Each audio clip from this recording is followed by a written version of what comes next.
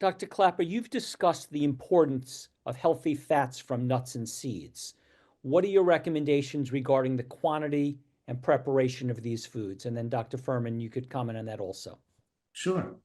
Yeah, well, we absolutely need some fat in our diet. Our hormones are made of fat, our cell membranes are made of fat, our brains are wrapped in fat. We need some. But again, the plea is to get them out of whole foods, out of avocados and walnuts and flax seeds and olives, rather than out of glass bottles. Don't be pouring liquid fat on your food. And we don't need that much fat, and a handful of walnuts will basically meet most of your needs, along with with a tablespoon of ground flax seeds and hemp seeds on your morning cereal there. Then there's the issue of DHA and EPA, and these are long chain fatty acids that the body can make from the short of ALA in the diet. There's a lot of folks who are saying, well, you absolutely, for the sake of your brain as well as your heart, should be taking supplemental DHA and EPA. Dr. Fuhrman certainly is in that camp. The winds are going back and forth, but it still seems to make sense. I can't believe that a small amount of this is going to be harmful. So anyway, get plenty of healthy fat-containing foods in your diet naturally, and then strongly consider taking DHA and EPA supplementally derived from algae, not from fish. Thank you, Michael. Steve, should I go? Yes. I did make that statement earlier, which I think it's good important to repeat, is that there's probably nothing else in the scientific literature that shows as much corroborative evidence as utilizing nuts and seeds as a source of fat and its effect on reducing both cardiovascular mortality and all-cause mortality. And I can't repeat that enough, in that we're talking about almost a 40% reduction of cardiovascular mortality when people choose to get their fats from nuts and the regular consumption of nuts and seeds. The American diet gets its fat from animal fats and oils, and us Nutritarian get our fats from, as Dr. Clapper just said, nuts, seeds, and avocados. And the data is clear and the data is there's a lot of studies on this. I wrote a journal article published in the International Journal of Disease Prevention and Reversal, and I had 50 references showing incredible corroborative effects just looking at cardiovascular death, how it prevented cardiac arrhythmias and atrial fibrillation and sudden cardiac death. So we're talking here about the relationship between eating whole food fats and the fact that the other types of fats people can eat that aren't nuts and seeds, those are oils and animal fats. And when we're comparing nuts and seeds versus oil and animal fats, we show that people not lose it encourages weight loss.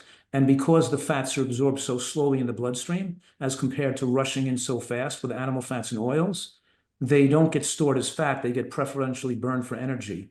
And the body could keep yourself going for 4 or 5 hours without having to eat again. So they have long-term effects on satiety.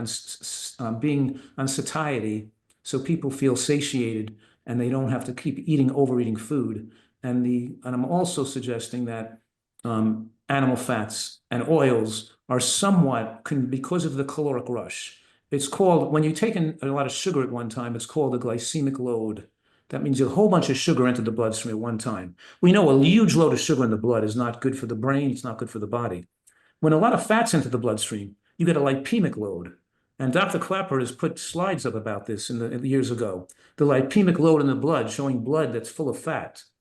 And when you eat animal fats and oils, you get a huge load of huge load of fat that just flies into the bloodstream, and it makes everything sticky from platelets. And it also, I'm saying, the caloric rush has effects to affect the brain to make you more dopamine resistant.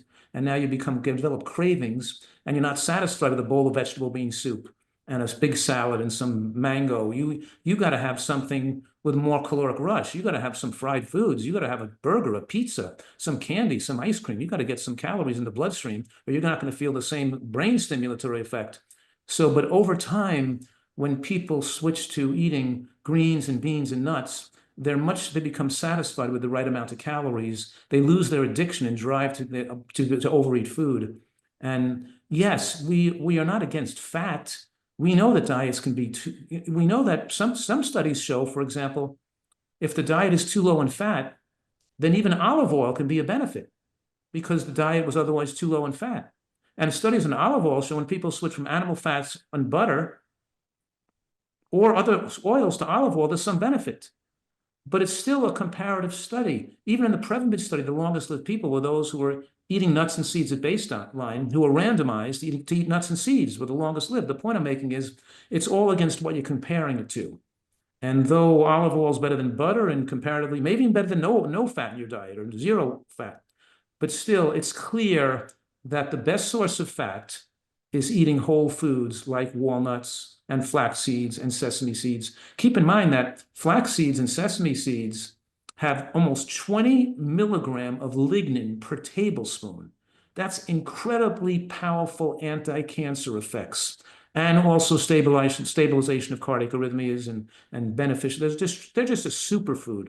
And to not eat, and then if you're going to say, well, look, I agree that walnuts are good for you and flax seeds and sesame seeds are good to eat, but I want to eat my oil too. I want to eat both. Well, show me how you can do that and not go over your caloric limit and be a favorable weight. You can get all those fats into your diet at one time and still be a favorable weight. The point is, yeah, maybe if you're LeBron James working out 7 hours a day and you're 6'8" and weigh 250 pounds, then you could tolerate, you have a little window to make in some, but most of us can't be pouring 500 calories of oil on a food and still have enough appetite and calories remaining to eat the other foods we're supposed to eat that are so good for us. So we choose to eat foods based on the quality and their contribution to our longevity. So we have to hold nuts and seeds in high esteem as a primary source and a regular source of fat in our diet. And I have to say, when people interview me and then scientists and doctors interview me about this question, I say to them, I ask them the question back to them. I say, you're a scientist. You tell me what you think's healthier, walnut oil or walnuts. What do you think is healthier, an unwhole sesame seed or sesame oil? What do you think is healthier, a pistachio nut or pistachio oil? You tell me which you think is going to lead to more long-term health. And they say, yeah, I'm thinking, yeah, you're right. You do get more of this, more of that, more of that, more of that. You throw it back out, throw the question back out them, because it almost is always the case that if they're going to look at the science fairly in an unbiased way, they're going to have to admit that eating the whole food is better than a fragmented oil made from that food, So again, I don't even think this should be controversial. I don't even think this should be a controversy. So you're of the opinion that if I eat raw organic nuts, seeds, and avocados, that not only is it good, but in no way, even if I have a lot, am I contributing to heart disease? If I have a lot of it, like much more than, like if I have 3 avocados a day and lots of nuts and seeds, that is not contributing to heart disease? No, I didn't say that. Okay. Oh, being overweight contributes to heart disease. Okay. You still have to know your caloric window and live. That's why a person shouldn't use oil, because that's why we should use nuts and seeds, because we have a limited caloric window. I weigh 150 pounds. My basal metabolic rates, let's just say it's about 1,500 calories a day. That means my caloric requirements without exercise. And if I weigh 200 pounds, if I was 6'3" and weigh 200 pounds, bigger guy, maybe my basal metabolic rate would be 2,000 pounds. If a 110-pound woman, maybe my basal metabolic requirements, I only need 1,200 calories as my BMR. The point, plus exercise. The point I'm making is, I have to live within my own caloric needs. I can't just eat 3,000 calories when I only need 1,700. Those extra calories I didn't need could hurt me. Chronically overeating hurts you, and body fat is not a favorable factor for good health. And so yes, a person has to live within the caloric needs. But I'm saying this, when you take out a low quality food and put in a higher quality food, so beans are a high quality food. White rice and white flour is not, but even whole intact whole grains are better than refined flours, right? It's all on a hierarchical scale.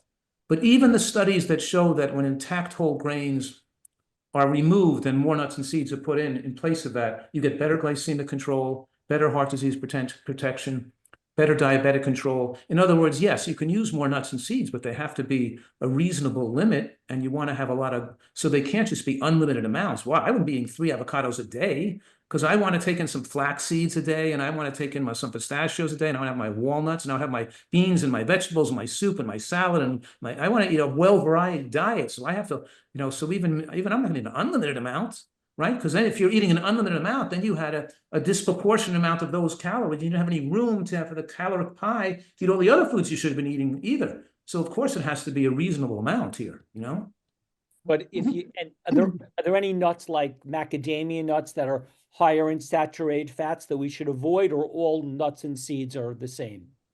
No, they're not all the same. Actually, I have specific recommendations for people on nut and seed consumption. I say that, and this is maybe a little bit excessive, but I'm dealing with a lot of sick people, and I want to be really specific with them. I say half their nut and seed intake, 50%, should be measured out from the high omega-3 containing nuts and seeds. That means flax, chia, hemp, and walnuts should be half their nut and seed intake. So if they're eating 2 ounces a day of nuts and seeds, which is a reasonable amount, then they should have 1 ounce of walnuts, flax seeds, chia seeds, and hemp seeds, and the other ounce could be something they want, like pistachio nuts, cashews, hemp, pecans, Brazil nuts, macadamia nuts. So as long as they're balancing out their omega-3 with their high omega-3 nuts with their high omega-6 nuts, I'm okay with that, because don't forget, I am limiting their nuts and seeds because I'm controlling them, because I want them to know their caloric window. I want them to be the artist, quote, artist, scientist of their own body, and know what the best caloric range is for them. Are they in the 12 to 1400 range? 14 to, so they can know how much to use of the foods to construct the best diet for themselves based on what's their own best weight and what makes them. So they, I don't know what the best amount of calories for you would be, because I don't know how big you are, the amount of your metabolic rate, how much exercise you're doing, so that really, we have to figure that out. But basically, they're eating a moderate amount, and they're eating about half of it with the high omega-3 nuts and seeds.